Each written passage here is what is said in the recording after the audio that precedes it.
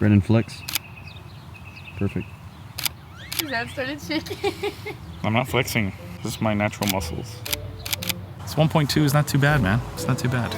It's like all the distractions in the background are, you know, completely gone. It's really nice. I'm gonna. Although, is it worth $2,000? That is the question. No. No. No, I'm just kidding. I don't know. That's biased. Hey, ¿qué pasa, Mufasa? It's Brendan back with another video. In today's video, we're going to be comparing the new Sony 50mm 1.2 G Master lens versus the Zeiss 55 1.8. Now, the point of this video is to compare a budget-friendly lens like a 55 1.8 that's tried and true. It is one of the original lenses that came out with Sony's new mirrorless lineup back 8 years ago. Now we've got finally a 1.2 aperture, the first and the fastest lens that Sony makes right now, which is that 50 1.2. So we're going to compare a more budget-friendly option versus the flagship model now with the 50 1.2 and see if it's really worth the price tag. So anyways, with that being said, let's start the review. So first we're going to talk about the nerdy specs about both lenses, and then we'll start getting into some of the image quality, the videos, and I'm going to timestamp everything so you can kind of go through just to look through the things that most interest you in this video. So the G Master lens is a 1.2 aperture. It closes down to an f/16. The close focus distance is 40 centimeters, and the filter thread on the front is 72 millimeters. It has 14 elements in 10 groups. It's got 11 rounded aperture blades, and it weighs in about 1.7 pounds or 778 grams. The length of this is about 4.3 inches or 108 millimeters if you are anywhere outside of the US pretty much. Now the build quality on the lens is excellent. You've got two custom buttons there that you usually can customize to, you know, autofocus, eye autofocus or whatever. It also has a declickable aperture, so the aperture ring you can close it and open it manually if you want to. Also, it has a manual focus switch on the side, which allows you to go into auto and manual focus. Build quality is excellent. The focus ring is nice. It's got texturized, rubberized grip. Outside quality, if you're familiar with any of the G Master lines from the 85, the 24, the 35 millimeter prime lenses, you're going to be pretty familiar with the way the build quality is. It is the same exact build quality. Now the Zeiss, this was released almost 8 years, it was about 8 years ago, is 55 millimeter. It comes in at 1.8. It's got 7 elements in 5 groups. It's got 9 rounded aperture blades, and the aperture opens up all the way to 1.8 and closes down to f/22 compared to the f/16 of the 1.2 G Master lens. The minimum focus distance is 50 centimeters compared to the G Master's 40 centimeter close focus distance, and the filter thread diameter in the front is 49 millimeters compared to the G Master's 72 millimeter front diameter. Now this lens is tiny. It comes in at 9.91 ounces or 281 grams compared to the 778 grams or 1.7 pounds of the G Master lens. So this lens is nearly a pound lighter than the G Master. It also comes in about 2.78 inches, 70 millimeters, so it is a smaller lens.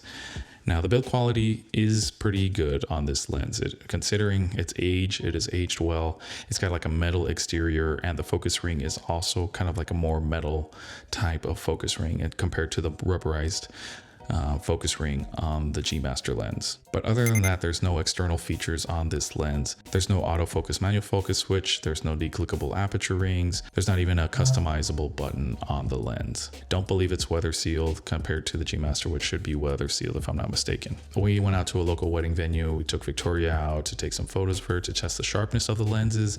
Again, testing chromatic aberration, how well it performed backlit. I want to say, as far as the sharpness of the lenses go, the G Master lens is extremely sharp, but the Zeiss did hold its own. The 55 Zeiss has always been known to be a very sharp lens, but when you start comparing it to the 1.2 G Master, the G Master really takes the win here. I don't want to say that it's not even close, but the Zeiss did hold its own when I was looking at these photos side by side. You're really pixel peeping. When you start to pixel peep, you're going to notice the difference, but from when you're zoomed out, honestly, looking at the two photos, the sharpness, you really can't tell the difference. So if you're a pixel peeper, then the G Master obviously takes the win here. But for everyday people, they're not going to really notice a difference in sharpness. That's one thing to really consider when you start to look at the gear that you're going to buy. The contrast when you're in the shade, it's really nice. I want to say that the Zeiss has been known for having that Zeiss pop, you know, having really good contrast out of camera. So if you don't want to do a lot of editing and stuff, the Zeiss was a really good option. However, the G Master also has really great contrast and has a great look out of camera. Now, as far as the fall off and the focus fall off and the bokeh during the photos, really nice, great lenses. It's a great portrait lens. It's going to take great photos. Both of them were nailing autofocus. I even had Victoria come and walk towards me, and I took a series of photos, and both performed really well. They both pretty much nailed the shot. When you have a subject walking towards you, it pretty much keeps a lock on the eye. Both lenses are great at that. Both of the lenses performed really well when it came to that. And if you're getting value from this video, guys, make sure you hit the like and subscribe button to see more content like this and to help the YouTube algorithm. From what I can see, both lenses for video autofocus about the same for the most part. If anything, the 1.2 might be a little bit better at the autofocusing. But as far as video is concerned, I did a couple of tests coming out of the frame and running up to the lens from a far distance, from infinity focus all the way to close focus, and it seemed to perform pretty well, keeping track of me throughout the frame. Of course, the only thing here maybe was my autofocus settings were a little bit on the slower side. I didn't change them to be faster, so that was my fault. But as far as like the differences in the focusing, there really wasn't a big difference. Now, the focus breathing on the G Master, there is some noticeable focus breathing when it comes to the G Master lens. However, the Zeiss lens is worse in this department when it comes to focus breathing. Both of these lenses have this cat eye bokeh. I would want to say that the 1.8, the cat eye, is a lot worse. It's not circular at all. Both of these lenses can kind of correct itself when you start to stop down a little bit, and the bokeh kind of gets a little bit more circularized. When you shoot the G Master at f2, you get some pretty circular bokeh, but for the most part, the bokeh is nice. And if you're really into bokeh, then obviously the 1.2 has a little bit nicer bokeh. But honestly, if you put these side by side, if you were comparing bokeh or the images or the focus fall off, it would be kind of hard, honestly, in a blind test to kind of see the differences between the two. I really don't think a lot of people would be able to tell the differences of the photographers, and on client work especially, I really don't think the differences are going to be that noticeable. So we got to talk about the lens flare.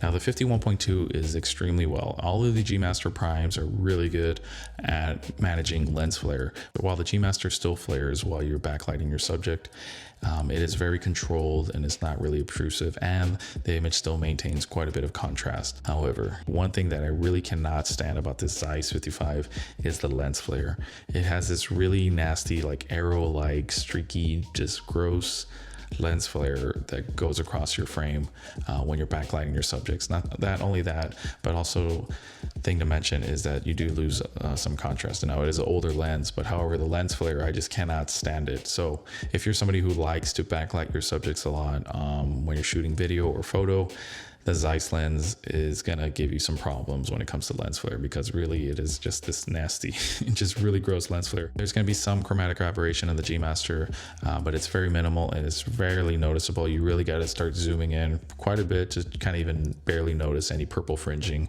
like these high contrast edges. The other weakness on the 55 Zeiss is that it has quite a bit of chromatic aberration when you're shooting at 1.8. Now again, a lot of these issues can be solved when you start down a little bit, or you can fix chromatic aberration in post, but it's also another thing to be aware of, that the Zeiss does have a lot of chromatic aberration and high contrast stuff, especially if you're shooting scenes like outdoor scenes and there's a lot of trees with the sun coming through them. You're going to start noticing a lot of chromatic aberration and high contrast stuff. When I was shooting some photos of Victoria, on her feet and on her hair, you can quite see that purple fringing from the Zeiss, and it's something that we've known about on the Zeiss. It's nothing new, and again, it could all be fixed in post, but if you're not somebody that wants to be fixing this in post all the time, then obviously the G Master lens is going to be the better choice. As far as vignetting goes on these two lenses, the G Master lens does have quite a bit of vignetting. I would say more so than the Zeiss.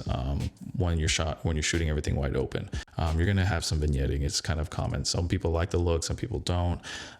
It's up to you, but again, all this stuff can be fixed in post. So these are my final thoughts when comparing the two lenses. If you already own the Zeiss 55 and you are happy with it, I don't think it's really worth the extra $1,400 that the G Master lens is, asking. The asking price of $2,000 to upgrade your lens might not be worth it, honestly. If you're just doing photography, the Zeiss is going to be a perfect lens. If you're just taking pictures of your family, if you're traveling, the weight of the Zeiss and the contrast, the sharpness, all of these things still make it a great lens. And it is just amazing to think that this lens was made 8 years ago, more or less, and it still holds its own in compared to the G Master that was just released. It's not better in any way, for sure. If you want the best lens available right now, the best 50mm prime, the G Master lens is obviously your best choice. At $2,000 though, you're gonna pay for it. You're gonna get minimal chromatic aberration, some focus breathing, but it's going to be great for pulling focus, for manual focusing. It is excellent at autofocusing. For photos, it is extremely fast to focus.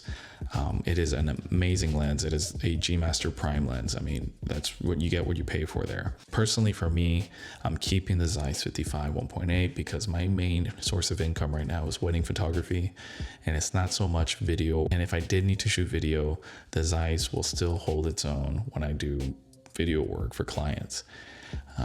However, if I was brand new and I hadn't purchased a 50mm lens yet, I definitely think I would save up the money and get the 50 Prime, because it is just beautiful, beautiful lens. And obviously it's the winner in this comparison, but not by much. Anyways, guys, I hope you liked the review of these two lenses. If I missed something, please let me know down in the comments below. If there's anything you would like to know, I can probably answer it for you. This is my first video comparing two lenses together side by side. It was kind of tricky and was a little bit more work than I thought. And if you like this video, don't forget to like and subscribe, and I will see you guys in the next video. Peace.